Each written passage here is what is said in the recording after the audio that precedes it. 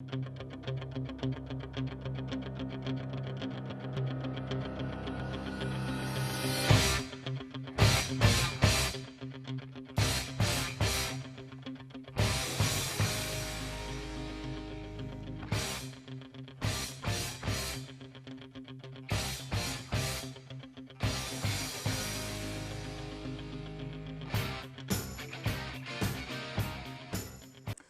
on, bad boy. Come on, bad boy. Oh, my bad. That Clubber Lang took over for a minute. My bad, y'all. Welcome back, folks. And here at BTP Sports, you know we appreciate you guys and your fanship. If you're not following us on social media, make sure you do so. We're on Facebook at BTP Sports Talk. We're on Twitter at BTP Sports. We're on the gram, Instagram at BTP_sports. And if you guys are not subscribed to our YouTube channel, do us a huge favor. Hit the subscribe button. It only takes a second. We realize there's no us without you. So we're back. And we got some new members on the panel. To my left, y'all know him. He is the Texas Heavyweight Champion Emeritus. He is the former Texas Cruiserweight Champion, the one and only Ricky Jackson. Pretty Ricky, what they call him. And joining us now, you guys just saw the video. To my far right, we've got Houston's own Mr. Rock Wolf Daddy Williams. Welcome to the show, Rock. Thank you. It's an honor to be here. All right, good to have you here, brother. Now, let me tell you a little bit about this cat here. David Vu, which is our resident camera guy, photographer, I should say, here at BTP, was telling me about this guy. He said, I know a guy that is 37 years old that is going to fight in the Golden Gloves. I chuckled for a minute because I thought he was kidding. He said, no. You know, Golden Gloves, you know, typically, champ, you know, teenagers, young guys, up-and-coming fightings. He said, no, serious. I said, gotta have this guy on the show. Got to. So, Rock, talk to me a little bit about you. You're from Houston. Yes. Tell me a little bit about you and your background. Well, my background actually consists of, you know, it's a lot of dancers in my background. Okay. And there's a lot of soulful singers in my family tree. Okay. And there were also, you know, the fighters, you know, okay, those that studied martial arts or those that just stuck with the boxing. Right. I decided to start boxing when I was maybe 14 years old. Okay. And I actually stopped boxing by the time I turned 18 because I had a daughter. So, okay.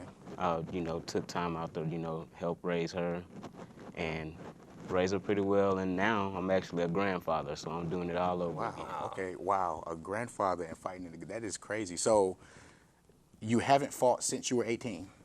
Not since I was 18. What gave you the idea to want to go for the Golden Gloves? Well, I overheard, you know, a lot of my friends talking about it, and they said that they were going to go for it. And lately, I've been on Facebook, and I've been seeing a lot of older gentlemen, you know, doing some amazing things. And I'm like, hey, I fit in that category. And then I so happened to run past Brad Jordan's training footage where he's boxing as well. And, you know, y'all know him as Mr. Scarface from the Ghetto Boys. So that was a big motivation for me right there. Okay, all right. Now, the champ is here. Champ. Oh man. Yeah. Oh yeah. Yeah. I'm about to unleash the dog on you now.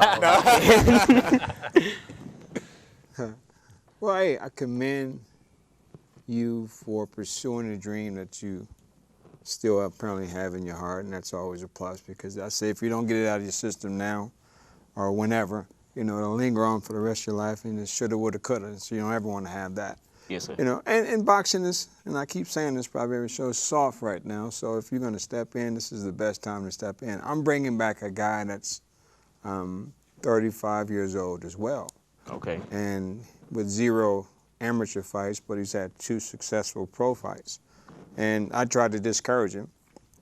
As well as I've been training him since he was 18 years old as a boxer, and kind of got off track and blah, blah, blah. Life took over. Got his degree and pursued life, and through the recession that we're in right now, he decided to make a comeback because he got laid off from his job. You know, and I totally say, well, you know, I don't think it's a good idea. I wouldn't recommend it, but I can't tell you no because I started boxing late and had a pretty successful run at it. So I met with him and saw him, and he was pretty healthy and pretty good shape, although he blew up to 300 pounds.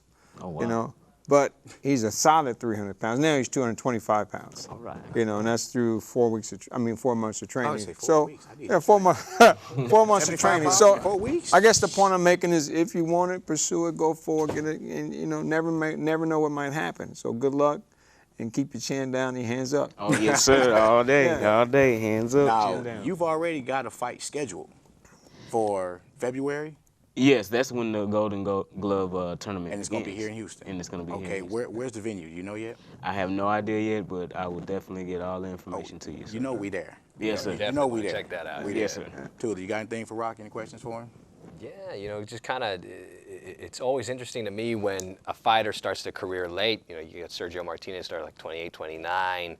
I never, you know, to be honest, I never heard of someone in their late 30s, which is awesome. I mean, you look like I thought you were, you know, late 20s or something. He walks in the room, and Well, he's that's talking the about, plus. yeah, he's talking about like, Some guys look their age, some guys don't. Man, you know, black don't crack. I knew it was coming. But I think, I also think, you know, especially when, this applies to anybody else, when they're changing their careers, especially when they're later on, late 20s, early 30s, what have you, you're going to approach it with that sense of urgency and maturity that maybe someone in their, you know, teens, you know, wouldn't have. Because you've lived. Yeah, exactly. So that is, that's pretty awesome. I guess, what was the one, you know, it's I always have it in my head, you know, because I'm pursuing also acting and all these other things. I'm always, in my head, I'm thinking, I better do that now, you know, especially because I'm single, I don't have a family, I'm not married, I don't have kids to worry about. Right.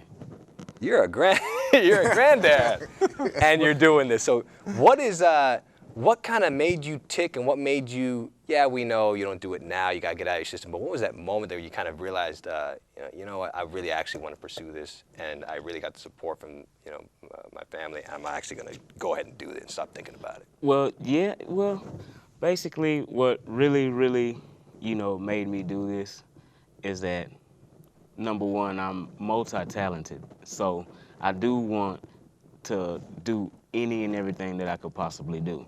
And by me choosing to box now, I feel great. I got a great coach, you know, Coach Adrian, shout out to you, sir.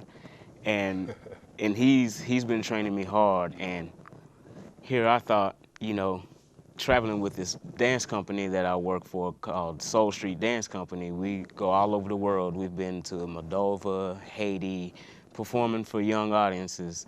And They're going to have to pay me for that plug. You know that, right? But, you know, what really, it sank in when I was like, wow, I'm 2 years away from being 40. I'll be 38 as I fight. I turn 38 November. So, with that being said, by me keeping my energy level so high at my age and being able to do an hour and a half full-length hip-hop dance concert with crazy flips and acrobatics, robotics for an hour and a half with just 4 people, I can get in that ring and run circles. I believe I can. So you gonna Floyd them? I wouldn't Sticky say move? Floyd. Since I have a lot of rhythm, I say I might be in the Roy Jones Jr. Well, okay. Ooh. Roy has some pop in them hands though. I know. I think Rock has an advantage because he's been an entertainer. So the hardest part about boxing late is getting in front of people and doing something that you were just now becoming familiar with. And that can make it very difficult. So you have that experience. So the audience won't be a distraction. And that Yes, way sir. you should have a one-up on it. And hopefully you get the right guy, they match you up with the right guy. He might be a lot younger, but he has limited experience. Unlike you have tremendous experience, I guess, Exactly. in the field of entertainment. So maybe that'll benefit you when you fight. Yes, sir. Who's Thank your you. trainer? Adrian De La Garza. He's sitting right in the audience. Okay. He'll- Well, there you go. Well, hopefully he's put in the work and now AMs and PMs to get you ready. Yes, Good sir. luck. Yeah. Thank you. Trust me, I know exactly how you feel. Been there, done that. Right on, brother. Thank you. It's weird that you or funny that you say, man, I'm turning 38. I'm 2 years from 40. I just had my 39th birthday Thursday. I know. Happy belated. Oh, I- y'all Man, I kids, appreciate man. it. No doubt. Come no on, doubt. champ. Just because you 50. 50 and look like Wow, we the 50, same man. age, you ain't got to keep rubbing it in, 50, man. I don't care how That's it what I look. said when I met him. I'm Wow. like, 50. Yeah, look, I'm telling you how it feels. You may not look at what you feel it, huh? You know, like I said, man, I had my 39th birthday, Mm. and that's when the epiphany set in. Like, bro, I'll be 40 next year. And like Tula, I'm pursuing some things, you know, as far as entertainment, as far as acting as well. Thank you, sir. Mm. And I'm like, how many people start off doing this at this age? So I feel you. I mean, obviously it's not boxing. You know, ain't nobody gonna be swinging at me. But Right. I get the you know what, might as well just go all in. Yeah, exactly. Now, tell me, you rap too now. Yes, sir, I do. Okay, now what's your stage name rapping? Can we say it on TV? Yeah, Wolf Okay. Daddy. Well, so Wolf Daddy's your rap name? Yes. Okay. And it's also the boxing name. We had a guy on, and the reason I said that is we had a guy on the show one time who was the film producer. You remember him? Oh, you weren't with us then. Rich and them remember. We had a film producer, and I said, so what's the name of your film? And when he said it, I was like, bro, this is TV. You know what I'm saying? So I had to check before I just Right on, jump right on. right I in. feel you, sir. But Pornos? no, it wasn't porno, but the name was it was an innuendo. Expletive? Okay. Yeah. It wasn't an expletive, but it had a little bit of innuendo. Okay, all right. So yeah, what we're going to do now is some of the fighters that you look. I read your bio. Roy Jones is one of the guys you looked up to, and you already brought up Roy Jones. Yes, sir. What is it about Roy's game that you dig? I dig his speed and strategy. Okay. Number one, I dig his speed and strategy because he knows how to set his angles at perfect timing almost. And plus, with him having such a serious left hook, it really helps because I know how to switch up and fight southpaw too, but it's so hard sometimes. But I see that he can switch it up no matter what, no matter what angle he's at.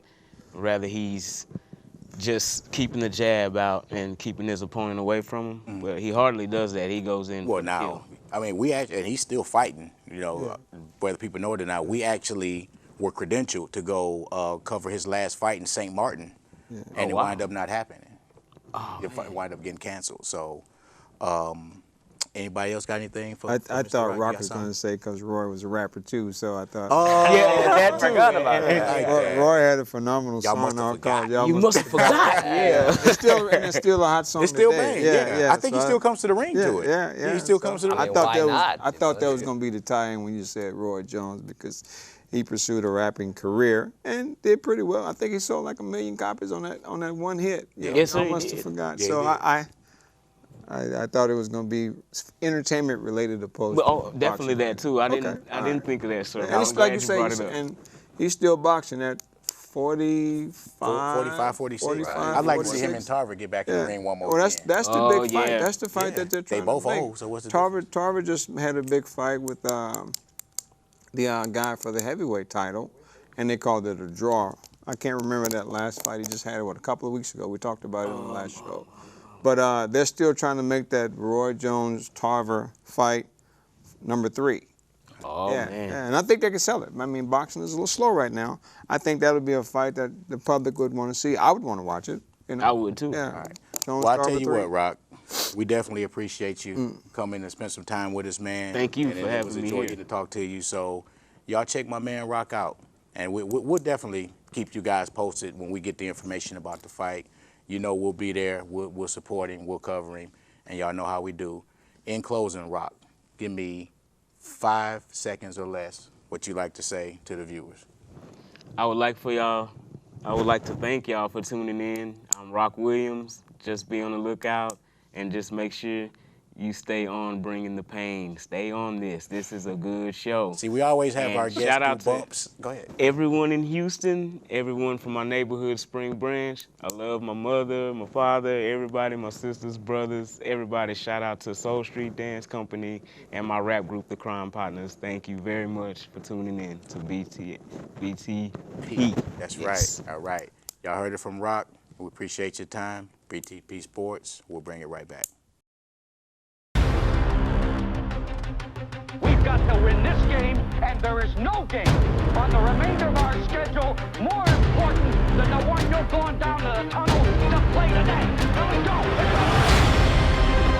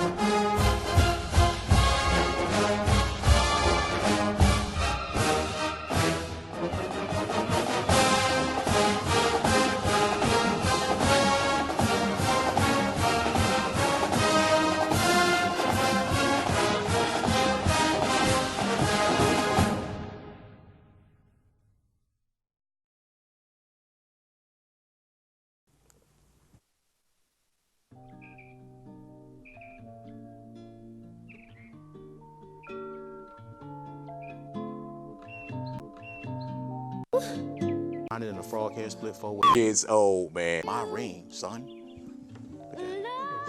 Look at her handler. Come on, look. High five, son. Look, and she ain't shaking. Yo. Hey, that was real. That was how I felt for real. I'm not even gonna sit here in front, man. This has been a very, very good discussion, man, and I enjoyed this. Y'all know I was gonna get that Aaron Andrews. You see how my team just flowed with that? I start talking about it, and within 2 seconds, it's on the board. Never ever gets old, man. Never ever gets old. Or he's gonna get a kiss on the cheek or something. You don't know what happened when that camera went off, do you, champ? No, I'm just playing. She was long gone. Yeah, she was long gone. But you know what? Like I said, I was the only one she stopped and talked to. You dig? So, Aaron, you know what it is. So. So we back, y'all, and we start talking about boxing. Rock Williams is still with us. So now, let's talk about last Saturday in Vegas. There was a sparring session at the MGM Grand. Floyd Mayweather had a sparring session with Andre Berto. Yeah, Andre Berto. Who do I want to go to first with this one? You know, I'm gonna Go start ahead, this, champ. and then you can ride off me. I mean, you gotta commend Floyd. I mean, this guy has done less work than anybody in the history of the sport, as far as competition-wise. Mm-hmm. I mean, I can think of 4 fights that I thought was going to be a challenge for Floyd, which was the first the Jose Luis Castillo fight. I thought that was going to be, which it was a tough fight. But he was so good at that time until it made it an easy fight for him, and they fought twice, and both times he candidly won 24, or I would say 20 rounds out of 24 in those 2 fights. Really? Yeah. I don't know, man. Yeah. That first fight, I thought. It could have went either. Every round was very close. Right. You know, but now if you study Mayweather, you see just what he was doing. He was picking pot shots. He kept the guy. He wanted to take the fight 12 rounds because he was trying to knock him out every round. You know, but he was doing just enough to win or be in the race for every round. So if you go back and look at it now, you'd say he won 10 of the 12 rounds. You know, in the second fight, of course, I'm of the other camp. I'm like, I thought, yeah, you can argue that way, but I always felt like if that was the last, and you're 100% right. I remember I don't remember the last time up until then where you were coming into a Floyd Mayweather fight thinking, wow, this is going to be competitive. There wasn't like that 80 to 20% stack. Oh, Floyd's going to win. Can this guy give him trouble? And that's really the only consolation. But yeah, I didn't mean to interrupt your point. No, I needed that point because it justifies what I'm saying. But at that time, you didn't really understood his strategy. His strategy was hit, not get hit. You know, let you wear yourself down, throwing a bunch of punches that are not going to make any contact, hitting the body, hitting the hands, hitting the arms, but not hitting the face. Right. And then when you start wearing down in rounds 8, 9, 10, he starts pot shotting you. He did that to Castillo once, and he did it to Castillo twice. So now looking at his track record throughout his career, that's how he always fought. Now the fight that I thought he was going to actually lose, which was Diego Corrales. Because Diego Corrales was a very skilled boxer, long-rangey guy, had great punching power. But they did a Willie Foo-Foo on Diego Corrales in that fight because he was going through some in-home trouble with his then wife.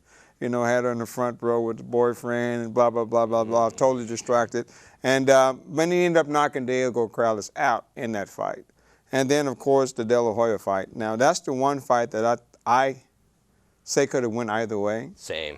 Yeah. You know, that I had I betted on that fight, and I betted on De La Hoya. And maybe I was a little biased, but I had De La Hoya win that fight. The same way. Same thing. Maybe I was a little biased, but I had De La Hoya win that fight. And I've watched it 20 times. Right. You know, but the Berto fight was like it was supposed to. Berto's a great B-level fighter, and Mayweather's an A+++ fighter. So what happened was supposed to happen. It was a glorified sparring session. He made $35 million to show up and box a few rounds, and what can you say? Now, I think the question was presented, how will you remember him? I'll let you guys go from that point. Now, the thing about it is, I'm not, and I know you're probably going to get on it, I'm not 100% convinced that was his last fight. No, can't be. Nah, it can't be. He ain't going out like that. Can't be. It's too much money out there for him. I mean, you know, and don't get me wrong, he's got a lot. But the way he spends it, you know, he's going to need a lot more. Yeah. You know, and right now, you can't walk away from such a lucrative position that you're in, I think. I've never seen anybody in the history of mankind walk away from the kinds of money he's walking away from, because they're offering him $50 million already for a rematch with the Pacquiao fight, when that's just a guaranteed 50. So I mean, you know, sit back, relax, unwind. You know, not get the fanfare that he maybe be anticipating after he's retired, and it starts to wear on you a little bit. So yeah, I'd like to spend another year or two. Because to our knowledge, he doesn't do anything else outside of boxing to make money, does he? Well, and his press. Not outside of his promotion. Right. Well, I think at his press conference after the Berto fight, he seemed very content, and you know, he made at least inclination that he's well off. He's got investments, but there's something to be said about getting paid 32. It was 32 guaranteed. I'm sure he got a little bit more after that. Gate and all that. For a pay-per-view that, you know, it's probably not even going to crack 500,000 buys. Yeah. So that is pretty phenomenal in and of itself. Just the guaranteed money for him to leave on the table. Now, if he doesn't fight again, then we know for sure, okay, then he does have good investments that we don't know of, etc. But it's hard to walk off. I mean, you're talking about that kind of guaranteed money. It's always going to be in his pocket. So that's almost a good little golden emergency parachute, if you want to call it that, if he ever wants to get back in. For a little time. Right. I mean, that it's hard to say for someone. A couple of years. Yeah. You know, because the game is changing. The dynamics of boxing is taking a left turn. They don't want to see another Mayweather. You know, you got these German, Russian guys coming through, knocking out everything in the lower weight classes, and that's what's selling tickets. You know, so. And that's funny thing is some of the establishment on boxing establishment. I know Oscar De La Hoya tweeted out kind of a humorous tweet. It was like the worst era in boxing is finally over. And Nacho Bernstein, you know, he voiced his not pleasure, but he pretty much, you know, is kind of glad that he's out of there already. And they can open up the ways for, you know, new stars, you know, Triple G, who, you know, is very exciting, Canelo, etc. But it's Canelo. Right. It's kind of, but in terms of the fanfare and the stardom, but it's just interesting to see the reaction. But again, you know, I don't believe he's going to retire. No. Ricky doesn't. I don't think anyone believes he's going to retire. I don't think so. That fight was exactly what it was. It was I got one more fight on this Showtime contract. Let me just, like you said, a glorified sparring session. Right. But he's going to put on a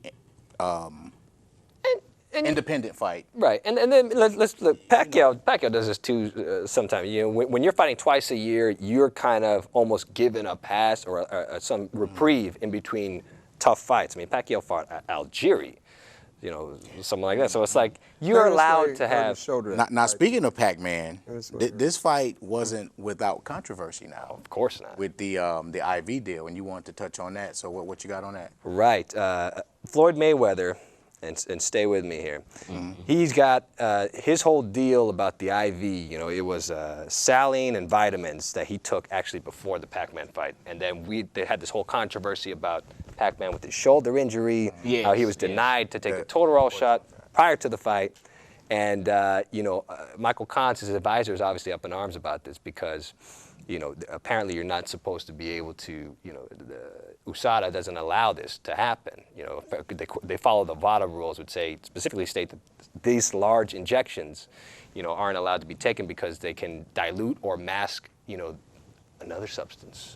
Which performance-enhancing substance. Yes, performance. Apparently, it's the oldest trick in the book. Yes, and the shady thing about this is, or they said that got reported, was the fact that Mayweather filed for this exemption after the fight, and it was given to him retroactively 3 weeks after. And they just disclosed it now. So it was right before the Berto fight. Yeah, that's why it's just coming out. So I can understand, you know, let's be honest, it's not going to change the outcome of the Pacquiao-Mayweather fight whatsoever. But it definitely does kind of open up a shade of hypocrisy, you know, in terms of Mayweather's camp. But you know what? If you can get away with it, you get away with it. Yeah. But that retroactive exemption kind of, you know, kind of makes it a little fishy. I don't know. So let's, you got something, champ?